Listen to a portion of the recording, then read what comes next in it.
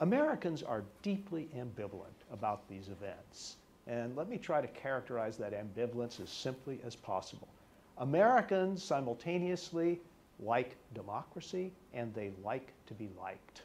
And the Arab Spring, at least in the short term, is forcing them to come to grips with the fact that there may be some tension or even contradiction between those two primal American desires. The Arab Spring is forcing them to choose, at least in the short term, because it is overwhelmingly likely, we've already seen this, that democratic governments will amplify voices that are skeptical about American foreign policy in the region, and perhaps even skeptical about American culture and American political arrangements. It will give voice to outlooks that clash with ours. Example, free speech, authoritatively stated by Egypt's new president, Mr. Morsi, in his address at the United Nations.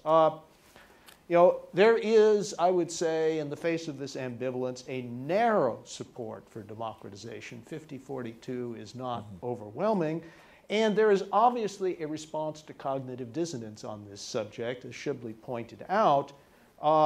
The percentage of Americans thinking that the Arab Spring is more about freedom and democracy than Islamist groups struggling for political power has declined by 2/3 in the past 16 months. That is significant.